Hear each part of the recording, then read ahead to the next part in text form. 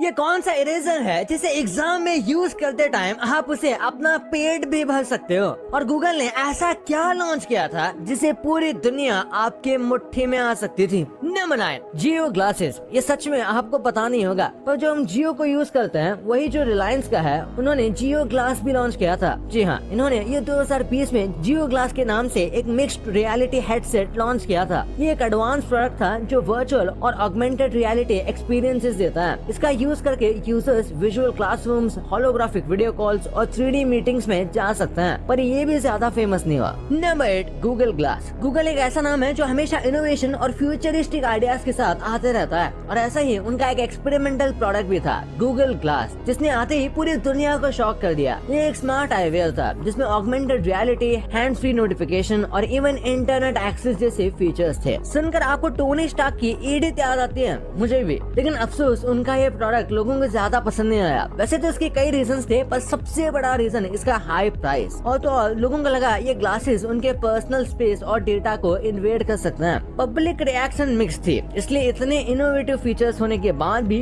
Google glass market को कभी attract ही नहीं कर पाया। इस प्रोडक्ट को अगर आज की डेट में लॉन्च किया गया होता तो हो सकता है कि ये लोगों का सबसे डिमांडिंग प्रोडक्ट होता। Number 7, Pepsi crystal Pepsi. आपको इसका क्लासिक ब्राउन कोला के बारे में तो पता ही होगा, लेकिन बहुत कम लोग जानते हैं कि पेप्सी ने 1992 में एक बहुत ही डेयरिंग एक्सपेरिमेंट किया था, पेप्सी क्रिस्टल लॉन्च करके। जी हाँ, एक ट्रांसपेरेंट कोला जो टेस्ट में बिल्कुल पेप्सी जैसा होने का प्रॉमिस देती थी। पर उन्हें क्या पता था कि उनका क्लासिक ब्राउन कलर ही उनके आइडेंटिटी का सबसे बड़ा हिस्सा है। इमेजिन करो आप एक रेस्टोरेंट में बैठे हो और पेप्सी मांगने पर वेटर आपको एक बॉटल देता है जो बिल्कुल क्रिस्टल क्लियर है। टेस्ट तो सेम था, लेकिन प्रेजेंटेशन में वो मैजिक मिसिंग लग रहा था। मार्केट में लॉन्च के बाद पेप्सी क्रिस्टल को एक शॉर्ट लिव्ड हिट बोला गया। Number 6, Frito Lay lemonade. हम सबके favourite snack provider Lay's, Doritos, Kurkure आपके हर मूड के लिए कुछ न कुछ दे ही देता है। आपको जानकर हैरानी होगी कि 1998 में फ्रीटो-ले ने एक नया प्रोडक्ट लॉन्च किया था जो था फ्रीटो-ले लेमोनेड, मतलब चिप्स के साथ एक रिफ्रेशिंग ड्रिंक। आइडिया ये था कि आप चिप्स के साथ लेमोनेड पेयर कर लो तो स्नैकिंग एक्सपीरियंस एकदम कंप्लीट हो जाएगा। पर जब आप फ्रीटो-ले का नाम सुनते हो तो आपके दिमाग में पहले चिप्स की क्रंच और नमकीन टेस्ट आता है, ना कि एक टैंगी स्वीट रिफ्रेशमेंट। लोगों ने सोचा ये लेमोनेड कैसे टेस्ट करेगा,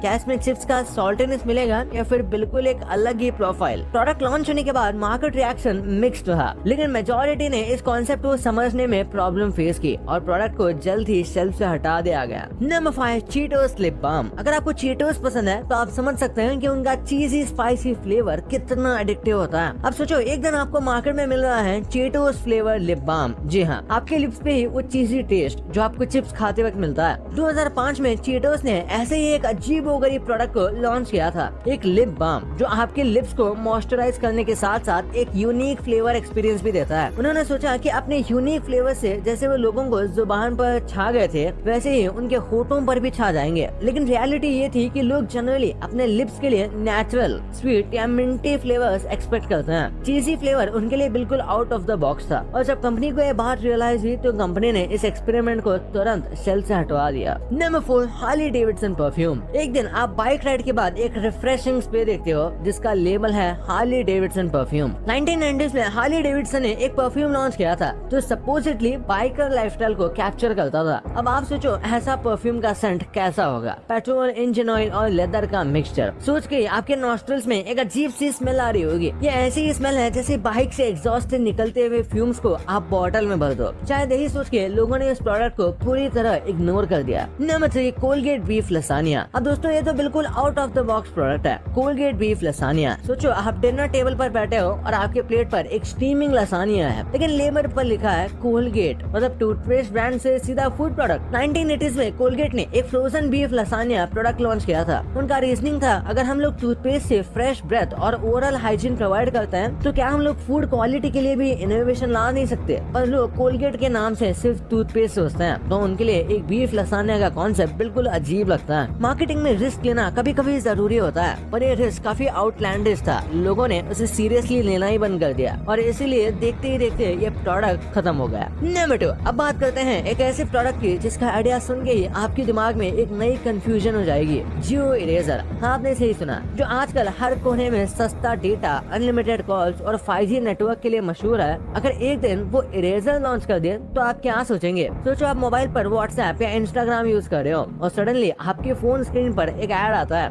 erase your mistakes with Jio eraser. अब हर गलती को मिटाओ बिल्कुल फ्री में। कितना क्रिएटिव है ना। ये एक बिल्कुल अनकन्वेंशनल आइडिया है जो हम रियली एक्सपेक्ट करते हैं। आपको याद होगा कि नोकिया का भी एक जमाना था, लेकिन बहुत कम लोग जानते हैं कि वो सिर्फ मोबाइल्स नहीं बल्कि रबर बूट्स, टायर्स और चप्पल तक बनाता था। तो अगर नोकिया एक टाइम पर इस तरह की डाइवर्सिफिकेशन कर सकता है तो सोचो जियो अगर ऐसा करे तो क्या होगा। इस कॉन्सेप्ट में एक इंटरेस्टिंग एंगल ये है कि आजकल ब्रांड्स अपने कोर बिजनेस से अलग प्रोडक्ट्स लॉन्च करके मार्केट में एक नया ट्रेंड सेट करने की कोशिश करते हैं। जियो इरेजर भी वैसा ही एक एक्सपेरिमेंटल प्रोडक्ट हो सकता है, एक ऐसा इरेजर जो नॉट ओनली एरर्स को मिटाता है बल्कि एक स्मार्ट फीचर्स के साथ है, जैसे कि ऐप इंटीग्रेशन या डिजिटल डूडल। वैसे तो ये बस एक एक्सपेरिमेंटल आइडिया है। नंबर 1, अप्सरा नूडल्स। वैसे तो हम सब जानते हैं कि अप्सरा स्टेशनरी का नाम बचपन से स्कूल बैग्स और पेंसिल केसेस में गूंजता आया है। अप्सरा के इरेजर्स, पेंसिल्स, ज्योमेट्री बॉक्स सब क्लासरूम का एसेंशियल पार्ट है। इमेजिन करो रिसेस के टाइम जब सब बच्चे खुशी होकर स्नैक लेके जाते हैं तो आपको एक स्टीमिंग बाउल दिखेगी जिसमें अप्सरा के नूडल्स होंगे, बिल्कुल उसी ब्रांडिंग के साथ जिसे आप पेंसिल, इरेजर और रूलर्स के लिए देखते आए हो। वैसे तो ये सिर्फ एक